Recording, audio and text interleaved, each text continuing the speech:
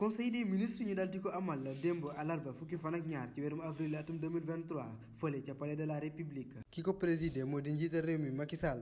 li jëm ci wàllum entrepreneuriat napp gi ba ci wàllum mbéy loolu moo gënoon a fës ci li nga xamante ne moom lañ doon waxtaanee ci boobu leen ndaje. ci ndorteelu communication bi njiital réew mi Macky Sall daal di xamle ne ab accélération moom war nañ ko daal di amal jëmale ko ci financement pour promotion lii di entrepreneuriat. ci yooyu la perspective njiital réew mi Macky Sall daal di rafetlu li nga xamante ni moo di action la te yii la entité publique daal di ko def ngir am suqali jëmale ci li nga xamante ni moo di culture entrepreneuriat. ci boobule occasion njiital réew mi Macky Sall daal di ñaax ngir di premier ministre ngir mu daal di finaliser balaa njeexitalu weeru mai atum 2023 processus d'unification jëm ci système d'information structure publique ba ci li nga xamante ni ne moo di ab njàppale jëm ci entrepreneuriat te ñi di waa 3FPT ANPEJ FONGIP ak Promise daal di koy amal ba ci li nga xamante ni moo di tamit ñeneen fonds yi nga xamante ne dañ ko jagleel li di entrepreneuriat jëm ci wàllum jigéen ñi. ci boobule lancé njiital réew mi Macky Sall daal di xamle ne dinañ amal ci weerum juin atum 2023 ab conseil présidentiel jëmale ko ci wàllum entrepreneuriat. loolu yëpp président namm ko ngir daal di def lii di Sénégal ab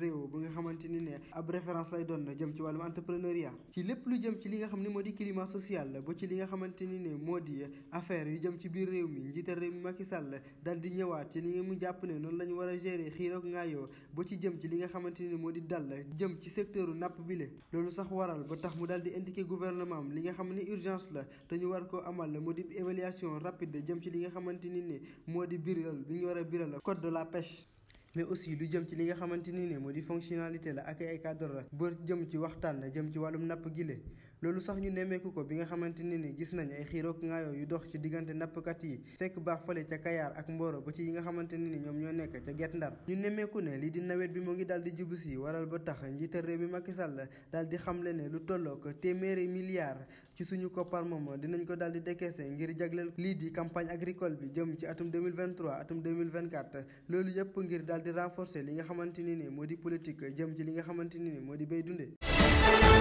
ñu di koy dippee réunion de printemps diggante banque mondiale ak fonds monétaire international ni ki démb alarba ci capitale américaine di Washington. directrice générale bu FMI di Kristalina Georgieva moo daal di jiite boobule ndaje moom moomee kat di rafetlu bu baax a baax lii di présidence Macky Sall ci boppu Union africaine. mu ngi fësal ni kat Macky Sall daanaka dafa daal di yóbbu baatu Afrique fu gën a sori ci plan international. kii di Oulimata Sarr mi nekk ministre de l'économie du plan et de la coopération ak Mamadou Moustapha Ba mi nekk ministre du budget ñoo daal di représenter état bu Sénégal ci boobule ndaje. patron de l'institut de Bretton Woods moom sax dafa daal di sàkku njiitu réew mi Macky Sall moo daal di yëkkati kaddu loolu sax Macky Sall mu ngi ko doon def ci benn vidéo. njiitu réew mi Macky Sall di xam ne ni kat bëgg-bëgg moo di ne ñu yokk financement yi ngir ñu mën a jël ndoole ci àdduna wërngal këpp rawatina dëkk yi nga xamante ne dañu néew doole ci wàllum koom-koom. njiitu réew mi Macky Sall du moom kese moo daal di yëkkati kàddoom ci vidéo ndaxte naataangoom kii di Emmanuel Macron mi jiite mi nekk président de France moom tamit daal di yëkkati kàddoom ci boobu leen ndaje. problème bi dox ci diggante Matiñing ak société d'exploitation nationale bu train express régional di SETER moom jeexagul benn yoon gannaaw ab dàq assistante ménagère bu direction de maintenance et matériel ba bu nekk ca SETER. ñoom ñoo ñu leen di liggéeyee foofu de SETER dañoo daal di xëy amal ab mouvement d'humeur démb. loolu sax waral ba tax ñu nemmeeku woon ay sooxe-sooxe ci train express régional boobule situation tax ba seen directeur général bu société nationale de gestion du patrimoine bu train express régional du SENTER di Abdou Ndéné Sall daal di ci yey yàbbi. bu ñu sukkandikoo ci moom lii du ab licenciement mais dañoo bañ a soppi li nga xamante ni ne moo di contrat à durée déterminée bi mu amee woon te mu war a jeex ñu yóbbu ko en contrat en durée indéterminée. li waral boobule décision moo di li nga xamante ni moo di doxalinu Matiñing ak li nga xamante ne moo di ay coppite jëmate ci service yooyu la. moom directeur bu général bu SETER daal di sa xamle ne ab plainte moom daal dinañ ko jébbal yoon te dàquñu ay daan teg ko ci ñi nga xamante ni ñoom sax laale nañ ci yooyu la perturbation.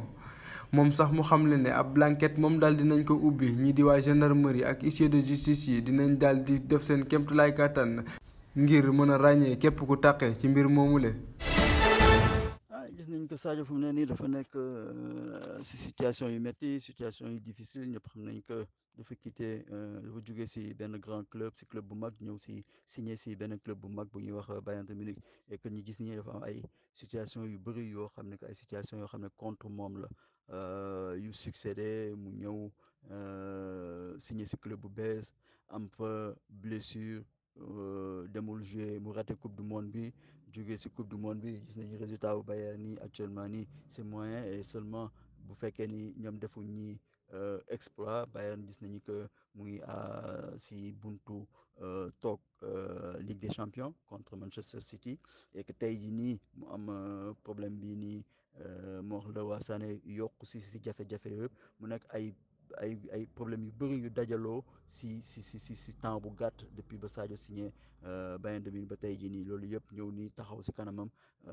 mu nekk ay difficultés pour moom maintenant tey jii nii solution bi mooy Sadio moom moo war a def benn travail boo xam ne un travail individuel si moom boo xam ne moo ko mën a génne si situation bi xam nañu qualité yu mu yor qualité naturelle yi jugewul si moom mu ngi si moom ba léegi donc tey jii nii qualité individuelle yooyu yu mu yor il faut mu am lu mu si yokk un travail physique un travail mental travail psychologique boo xam ne que moom moo ko war a defal boppam pour mën a génn si situation bu mu nekk ñëpp xam nañ que Sadio dafa nekk nit koo xam ne que dafa réservé nit koo xam ne que du dugg bu baax si biir nit yi donc tey jii nii il faut que moom mu def ay efforts par rapport à son comportement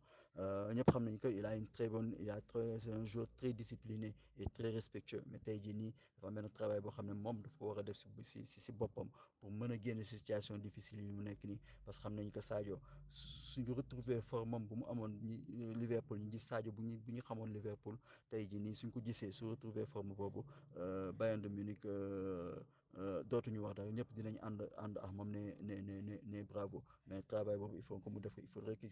mu def violence qu'il se fasse violence et que pour mu mën a retrouver sa meilleure forme te loolu lañ koy ñaanal te xam naa ni du yàgg tuuti mu retrouver meilleure forme am pour bonheur Bayern.